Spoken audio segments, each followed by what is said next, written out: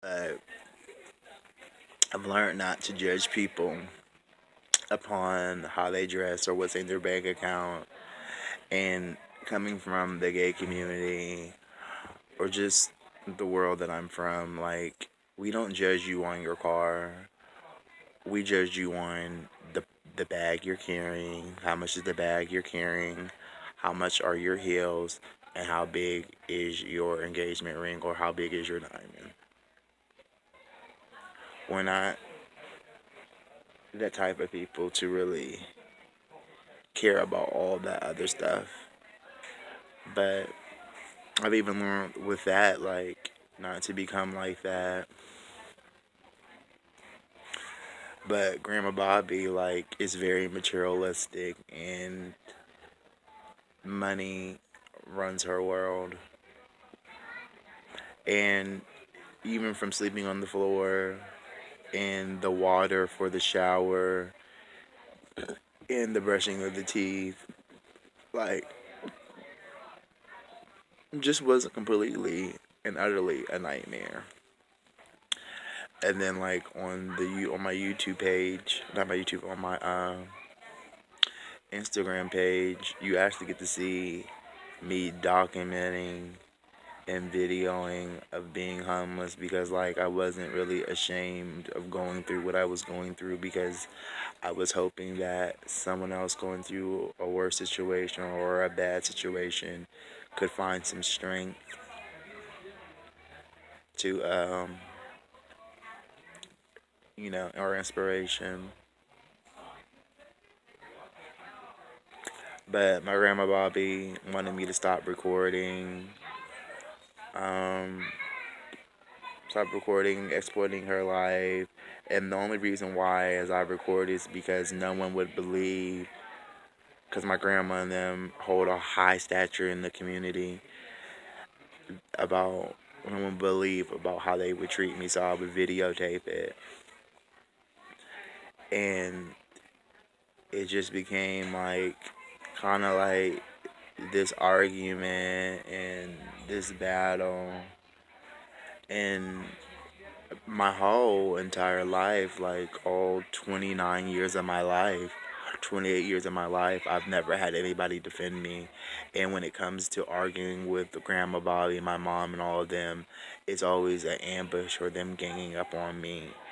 And they want to act like little old me is so threatening and I'm so detrimental to their health and they're afraid of me. Crazy. Crazy. And my grandma's been evicting me the last 4 years, and she finally did. And out of the last 4 years, I've been homeless multiple times. I've lived in abandoned places with strangers, with just anybody. So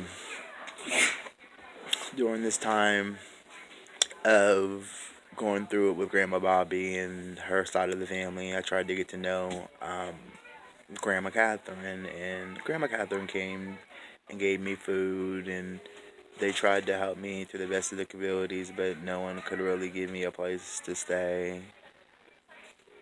So I've tried. I'm not gonna be completely honest. I am a suicide survivor or activist, whatever, and I tried to commit suicide because I was so depressed and I was so tired of going through what I was going through, and I never felt like it was going to end.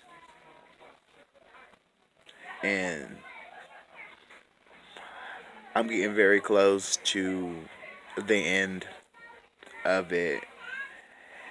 And there's a video today I actually deleted off of Facebook today where I was walking to my interview and this person calls me a faggot. And he stops his car and rolls down his window just to call me a faggot. So I'm just to the point where, I mean, like, come on, state the obvious. But it's like half of this town is gay. And what I should do is I should get on Grindr and start exposing people. Oh, I really should. And show them who the faggots really are. but I'm not going to do that because that's mean. But I've been treated very mean in this town, and I've had to be somewhat of a bully. And I look like I'm being a bully, but I'm not really being a bully. I'm just standing my ground. And if you get tired of my whole entire life, people have always picked on me and treated me some type of way. So that's why, like, I am the way that I am. And like me and my cousin Michelle, we kind of gotten into an argument. That's my dad's uh, brother's daughter. But we argue like cats and dogs, but we always have each other's back. And I've gotten close with Michelle and Uncle Leslie and Nikki and Chris. But and they've even helped me and given me money and even just helped me out in all types of ways. So I'm very thankful for them.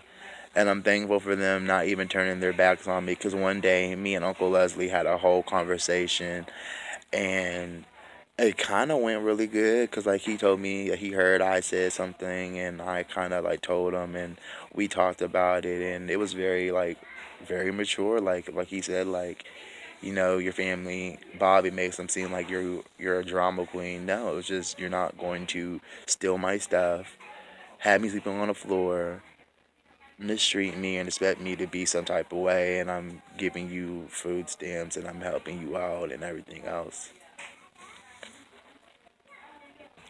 But now how I feel about my relationships with people, like it's gonna be very hard for me to trust people because of what Bobby and my mom did to me. And my mom, like my whole beef with my mom is like, you act like you have all this money, this, that, and the third. Okay, that's cool. But did I ever once ask you for anything? And in some of those videos where I'm crying out for my mother. And where's my mother? Nowhere to be found. So it's kind of crazy. It's completely kind of crazy. And now I'm living with Stash, and we're living with her mom. But life is always getting so interesting. But it's just sometimes you feel like giving up. And I ain't gonna lie, some days I really feel like giving up because I get so tired of waiting and waiting and waiting.